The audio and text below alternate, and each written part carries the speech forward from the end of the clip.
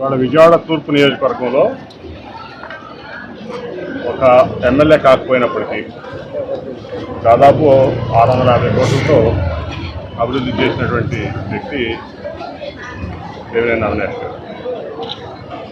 ఇంతకుముందు ఈ కాలనీలో చూసాం 8వ డివిజన్లో అన్నీ కూడా ఈ రోడ్లన్నీ పాడైపోయి రోడ్లు లేక ఉండే పరిస్థితుల్లో మరి తనకు ఓటు వేస్తారా ఓటు వేయరా అని కూడా ఆలోచించకుండా ఈరోజు ఈ తూర్పు నియోజకవర్గ అభివృద్ధి తన లక్ష్యం కాదు.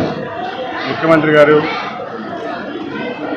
తనకిచ్చినటువంటి అవకాశాన్ని వినియోగించుకుని దాదాపు 650 కోట్లతో ఈ కాలనీలో రోడ్లన్నీ కానీ డ్రైన్లన్నీ కానీ ప్రతి చోట ఎక్కడైతే కొండ ప్రాంతం ఉందో, ఎక్కడైతే కృష్ణలంక ప్రాంతం ఉందో, రాణిగా తోట ప్రాంతం ఉందో, అంటే కాలనీ ప్రాంతాలు ఉన్నాయో 3 ప్రాంతాలని కూడా సమంగా ఇవాళ అభివృద్ధి చేసి ఇవాళ బీచ్ నియోజకవర్గం అంటే ఒక చక్కటి రూపురేఖలు తీసుకొచ్చినటువంటి వ్యక్తి మన అవినాష్.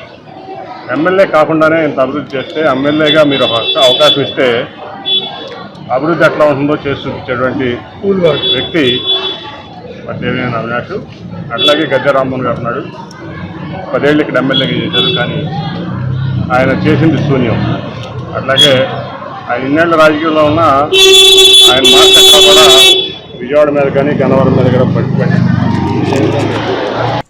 బీజేపీలో కలిపేయడం కూడా ఖాయం. అంటే మరి ఆ రోజు ఏదైతే రాష్ట్రాన్ని నాశనం చేసి బీజేపీ అని చెప్పి చంద్రబాబు నాయుడు అన్నారు, మళ్ళీ ఈరోజు బీజేపీతో కలిసి ఏం హామీలు పొందాడో కూడా ఆయన చెప్పకుండా ప్రధానమంత్రి గారు వచ్చాడు వెళ్ళాడు, ఎటువంటి హామీలు లేవు. ఆ రోజు చంద్రబాబు నాయుడు విడిపోయినప్పటికీ ఇప్పటికీ తేడా ఏంటో ఎవరికి తెలియదు.